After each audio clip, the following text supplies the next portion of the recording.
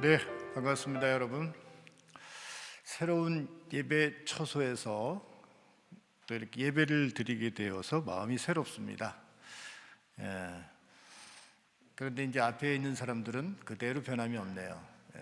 이제 여러분들이 함께 이제 이 처소에서 함께 하실 때 더 새로운 마음이 들 것 같습니다. 오늘 말씀의 제목은 당신의 정체가 무엇입니까? 오늘의 그 제목 자체로 우리의 마음은 좀 찔리셔야 합니다.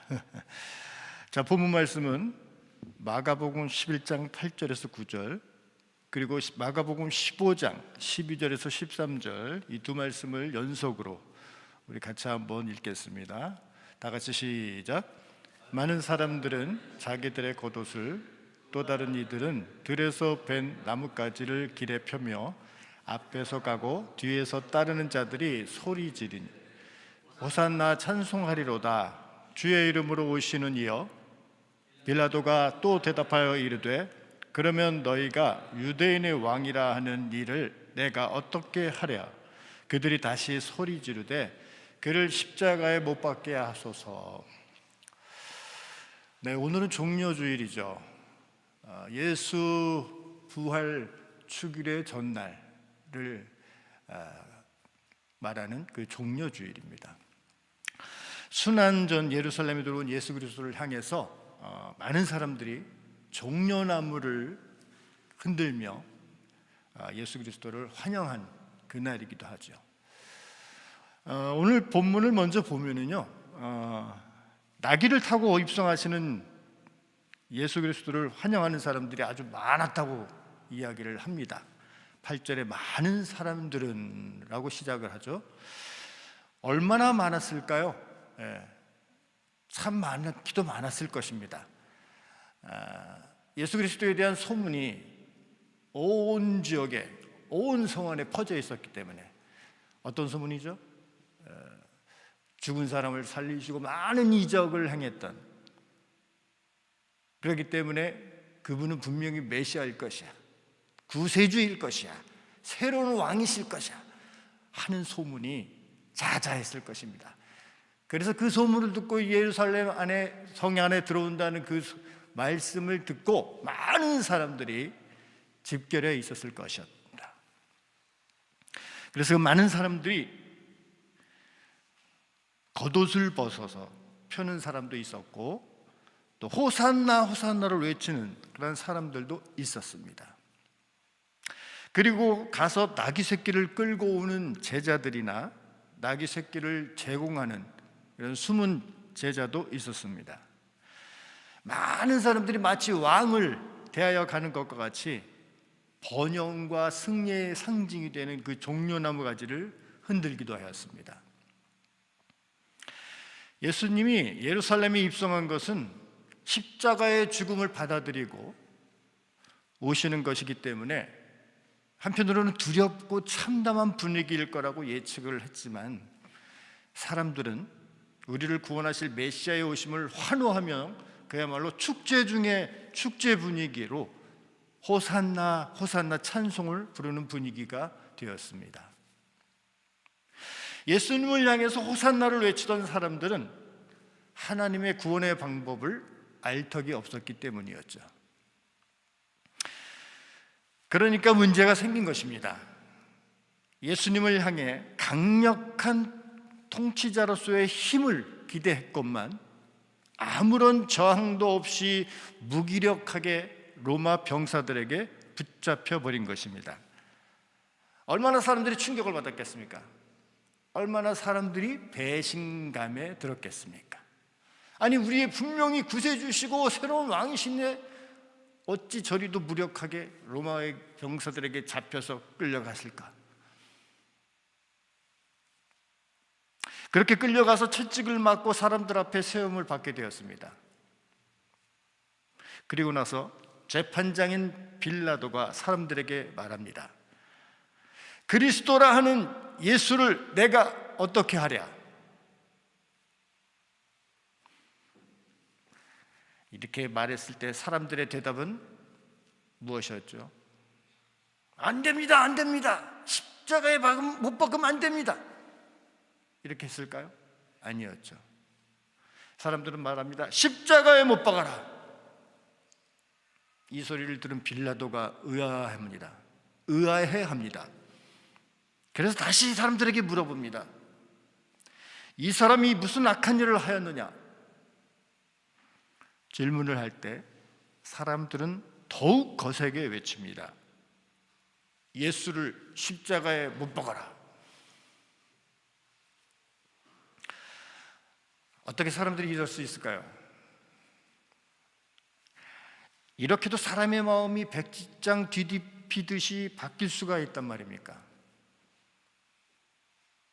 호산나의 외침이 이리도 쉽게 십자가에 못 박아라 이렇게 돌변할 수 있단 말입니까?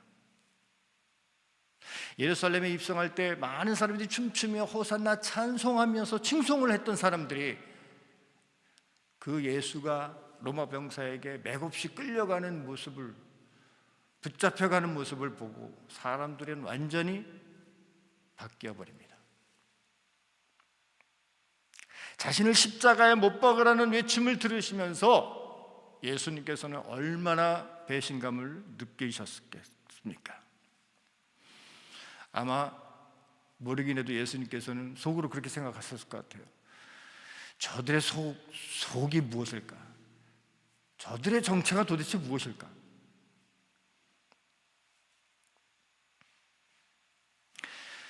이것은요, 당시 그들만의 문제가 아닙니다. 오늘 살아가는 우리에게도 동일하게 적용되는 문제입니다. 오늘 저는 대조적인 모습의 본문을 선택하였는데 이것이 현재 우리가 살아가는 사회 속에서도 아주 잘 나타나고 있는 모습입니다. 정치적으로 갈라진 우리의 시대적 상황, 하다못해 교회까지도 리더들의 비상식적 모습으로 인해서 양 진영으로 갈라놓은 어처구니 없는 그런 일이 벌어지고 있는 현실입니다. 참으로 화가 나고 어이가 없는 안타까운 현실이기도 합니다. 저들의 외침은 과연 올바른 외침일까요? 진정으로 믿음을 가진 자들의 외침이란 말입니까? 호산나 외침에는 예수 그리스도에 대한 전적인 믿음이 있어야 합니다. 나의 방법이 아니라 하나님께서 그분의 뜻하시고 계획하신 대로 호산나 외치는 자들을 구원하신다는 그 믿음 말이죠. 이 믿음이 굳건해야 어떠한 상황에도 우리의 정체성은 변함이 없을 것입니다. 나의 기대와 방법을 가지고 예수님을 믿어서는 안 됩니다. 바로 예수님의 기대와 예수님의 방법을 의지하며 믿고 예배하며 살아가는 것이 바로 신앙의 길인 것입니다. 예수님을 향해서 호산나를 외치는 자들이 빠지지 말아야 할 함정이 바로 이것이죠. 하나님께서는 사람이 생각하지 못하는 방법으로 당신을 찾아오는 사람들을 구원하셨습니다. 어떻게 하셨습니까? 고통과 어려움에서 해방시켜 주셨죠. 이스라엘이 애굽에서 탈출할 때 홍해 바다를 갈라서 그 사이로 건너가게 하셨습니다. 또한 광야에서 먹을 것이 없을 때 만나와 메추라기를 하늘에서 내려 광야 생활 중에 먹게 하셨습니다. 또한 가나안 땅을 막고 있던 견고한 성 여리고성을 어떤 무력도 사용하지 않고 단번에 무너뜨리셨습니다. 예수님께서는 병든 자들을 말씀 한마디로 고쳐주셨습니다. 죽어서 냄새가 펄펄 나는 그러한 사람을 다시 살리셨죠. 여러분, 이게 사람의 방법이란 말입니까? 그렇지 않죠. 사람을 구원하고 생명을 살리는, 사람이 상상할 수 없는 하나님의 방법, 예수 그리스도의 행하심입니다. 그리고 이제 예수님은 겸손한 모습으로 맡겨주신 십자가를 지심으로 인류를 구원하시고자 했던 것입니다. 여러분, 그리스도인들 중에는 십자가를 지고 삶을 사는 사람보다 십자가를 앞세워 사는 사람들이 많습니다. 많은 목사님들이 비유를 한 그런 예가 있죠. 찰스 알렌 박사가 교인들의 신앙 행태를 면밀히 조사 연구한 보고서. 어떤 보고서입니까? 20%의 교인이 주일 예배에 불참하고 있고 25%의 교인이 기도를 안 하고 있고 30%의 교인이 기도할 줄 모르고 35%의 교인이 성경을 읽지 않고 40%의 교인이 헌금을 안 하고 있으며 60%의 교인이 신앙관계 서적을 읽지 않고 70%의 교인이 교회 활동을 외면하고 있고 75%의 교인이 교회에서 책임진 것이 없고 85%의 교인이 한 사람의 불신자도 인도해 본 일이 없는데 반하여 100%의 교인이 하나같이 천국에 가고 싶다는 반응을 보였다고 한다. 진정으로 그리스도인들이 깊이 생각해 봐야만 문제입니다. 그리스도인이 사회 속에서 어떤 마음으로 또 어떻게 살아갈 것이냐는 문제는 참으로 중요한 것입니다. 무엇보다도 사회 속에서 그리스도인의 정체성을 잊지 말아야 합니다. 진정한 그리스도인 됨은 예배당 안이 아니라 예배당 밖 사회 속에서 드러나게 되는 것입니다. 그리고 그것은 그리스도인이 사회 속에서 자기 정체성을 어떻게 인식하고 살아가느냐에 의해 확정되는 것입니다. 요한일서 1장 2절, 예수님을 어떻게 증언하고 있습니까? 아버지와 함께 계시다가 우리에게 나타내신 바 된 자라고 증언을 합니다. 그렇다면 예수님은 하나님을 세상에 보여주시기 위한 모델이라고 정의할 수 있겠죠. 태초부터 계신 로고스, 즉 말씀이신 하나님을 우리가 보고 듣고 만져볼 수 있게끔 이 땅에 오신 분이 예수님이십니다. 그래서 예수님께서는 이 땅에 계시는 동안 철저하게 하나님을 보여주는 모델이 되셨습니다.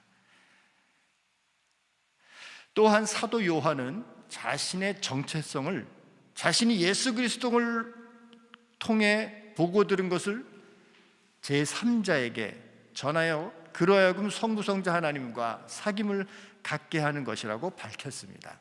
한마디로 요한은 예수 그리스도의 모델이었습니다. 자, 여러분, 이것이 그리스도인 우리의 모두의 정체성인 것이죠. 예수님께서는 하나님의 모델이 되기 위해 이 땅에 오셨고 우리는 하나님 아버지와 성자 하나님인 예수 그리스도를 이 세상에 보여주는 모델들인 것입니다. 우리는 삼위일체 하나님을 바르게 보여주는 모델이 되어야 합니다. 이것이 바로 그리스도인의 정체성인 것이죠. 여러분, 그리스도인의 삶이 늘 따뜻한 봄날 같지는 않습니다. 그리스도인에게도 생로병사 모든 것들이 다가옵니다. 요즘과 같은 코로나 팬데믹과 같은 상황에서는 누구도 예외가 없는 것이죠. 건강의 문제, 경제적 문제, 또한 슬픔, 뜻하지 않은 좌절과 실패도 그리스도인들에게 있습니다. 그러나 그 모든 상황에서도 우리가 주님의 모델이 되게끔 주님께서 우리를 불러주신 것입니다. 요즘 우리나라 전체 기독교인의 숫자는 늘지 않고 있습니다. 그렇다고 정체되어 있는 현상도 아닙니다. 오히려 줄어들고 있는 그런 형편입니다. 왜 이렇게 되었는지 우리는 진지하게 고민을 해야만 합니다. 우리의 일터에서는 어떻게 지내고 있는지, 동료와 거래처에서는 어떤 유익을 끼쳤는지, 아니 오히려 해를 끼치지는 않았는지 돌아보아야 할 것입니다. 일반적으로 그리스도인들은 교회 안에서는 모두 다 좋은 교인들입니다. 모두 다 거룩해 보입니다. 그러나 교회 밖에서 자신의 일터를 어떻게 하나님의 일터로 일궈 나갈지 고민하는 그리스도인은 흔치 않습니다. 저 같은 경우에도 일하는 목회자로서 내가 일하는 일터에서 최선을 다하여 목사라는 신분을 드러내지 않으면서 사람들에게 예수 그리스도의 모습을 보여주려고 노력하지만 상대방들은 과연 어떻게 생각할지는 미지수인 것입니다. 한마디로 크리스천 일꾼들은 참 많아요. 크리스천 사업가들도 많습니다. 크리스천 전문가들, 비즈니스맨들은 참 많아요. 그런데 아이러니하게도 크리스천 기업은 참으로 드뭅니다. 언제나 중요한 것은 우리의 중심이죠. 우리의 중심에 누구를 모시고 있느냐? 우리의 중심은 우리의 육체를 통해 겉으로 드러납니다. 우리의 중심이 우리의 말을 통해서 드러날 수도 있습니다. 그러나 우리의 말은 우리의 중심과 무관할 수가 있죠. 말은 얼마든지 위장할 수가 있습니다. 제일 손쉬운 것이 말의 위장입니다. 우리의 중심은 우리의 손과 발에 의해 구체적으로 드러납니다. 한 인간의 의롭고 악함은 결국 손발이 무슨 도구에 의해 쓰였느냐에 결정되어집니다. 그렇다면 우리의 손은 그동안 무슨 도구로 사용되어 왔나? 욕망의 자리였습니까? 아니면 사랑과 정의를 실천하는 곳이었나요? 결국 우리의 인생은 우리 손발이 행한 것에 의해 하나님과 세상 사람들에게 이미 평가를 받았고 또는 앞으로 받게 될 것입니다. 예수님의 손과 발이 십자가에 못 박히셨습니다. 이것을 절대 잊어서는 안 됩니다. 예수님께서 우리를 대신해서 형벌을 받으셨는데 형벌 받으신 것이 바로 주님의 손과 발이었습니다. 인간의 범죄가 인간의 손과 발로 이루어지기 때문인 것이죠. 고린도후서 5장 17절 말씀 우리 다 같이 한번 읽어볼까요? 시작. 그런즉 누구든지 그리스도 안에 있으면 새로운 피조물이라 이전 것은 지나갔으니 보라 새 것이 되었도다. 우리를 대신하여 예수님의 손과 발이 형벌을 받음으로 우리가 새로운 피조물이 된 것입니다. 예수 그리스도 안에서 우리의 손과 발이 새 손과 새 발이 된 것입니다. 그렇다면 새로워진 우리의 손과 발로 우리가 과연 무엇을 해야 할지는 너무나도 자명한 것이죠. 바로 주의 손과 발이 되는 것입니다. 찬양 중에 이러한 찬양이 있습니다. 한번 들어보실까요?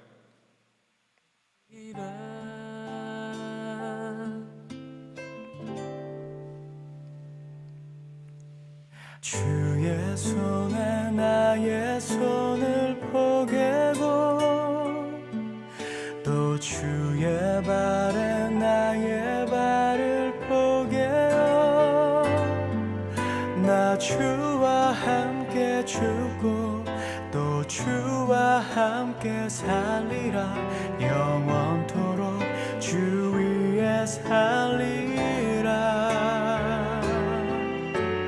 주의 손에 나의 손을 포개고 또 주의 발에 나의 발을 포개어 나 주와 함께 죽고 또 주와 함께 살리라 영원토록 주 위에 살리라 주 위에 살리라. 네, 모든 것을 주님의 방법으로 주님의 뜻대로 사는 삶 그리고 그 영향력을 가지고 드러내는 삶 이렇게 살았으면 참 얼마나 좋겠습니까? 주님과 함께하는 삶, 그것이 바로 주님의 손과 발이 되는 삶인 것입니다. 주님께서는 우리를 당신의 손과 발로 삼으시기 위해서 우리를 불러주셨고, 그것이 가능할 수 있도록 당신의 손과 발이 못 박혀 돌아가셨습니다. 주님의 손과 발이 되는 것, 그것이 바로 우리의 정체성인 것입니다. 또한 그리스도인은 좋은 이웃이 되어야 합니다. 이웃은 공간적으로 가까이에 있는 사람을 일컫는 말이죠. 제가 사는 곳이 일산의 탄현동입니다. 일산 탄현동인데 제게는 그 탄현동 주민들이 이웃입니다. 그 중에서도 저희 아파트에 살고 있는 분들, 저의 가까운 이웃이죠. 저희 아파트는 16층에 있는데 16층에는 6가구가 살고 있습니다. 저는 되도록 그 16층에 누가 살고 있는지 16층에서 일부러 더 그분들을 인사하려고 하고 먼저 다가가려고 노력을 합니다. 그래서 16층에는 정말 누가 살고 있는지 정도는 알고 지내야 돼야 하는데 그러지 못한 케이스가 참 많은 것 같아요. 또 아파트에서 고질적인 문제가 바로 층간소음이죠.